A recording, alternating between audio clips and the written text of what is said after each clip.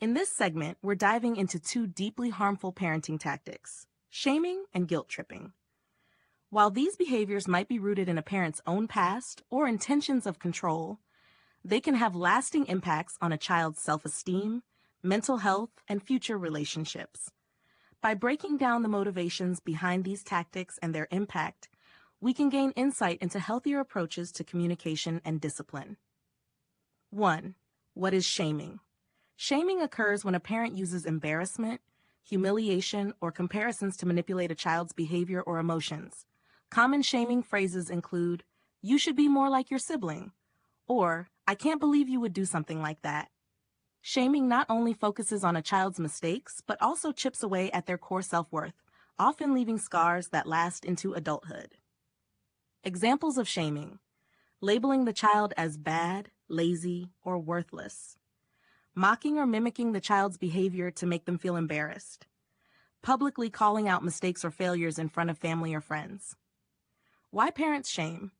Sometimes parents may not realize the impact of their words or actions, believing that shaming will motivate the child to improve.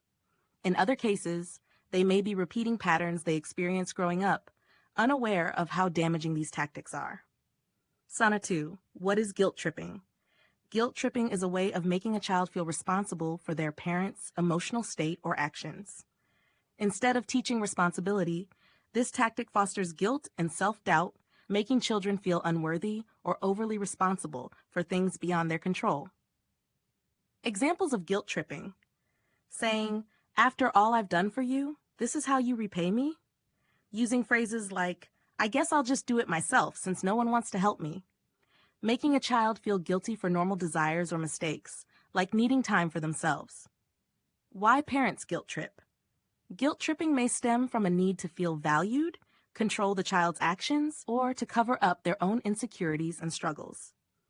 While some parents use guilt as a quick way to influence behavior, the emotional burden it places on children can last long after childhood. 3. The lasting impact of shaming and guilt tripping. Shame and guilt can damage a child's self-esteem, foster anxiety, and create trust issues. Children who grow up under constant shame and guilt may struggle with perfectionism, relationships, and self-identity, carrying an emotional weight that often manifests as low self-worth or self-sabotage. 4. Breaking the cycle. If a parent realizes they may be using these tactics, it's never too late to change.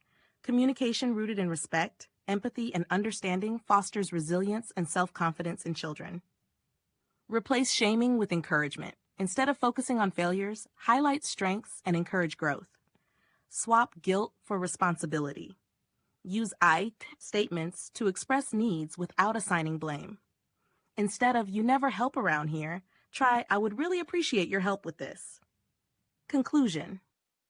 Understanding the impact of shaming and guilt tripping can be an essential step toward breaking toxic patterns. By fostering open communication and leading by example, parents can create an environment where children feel valued and respected, building their confidence and sense of self-worth rather than diminishing it.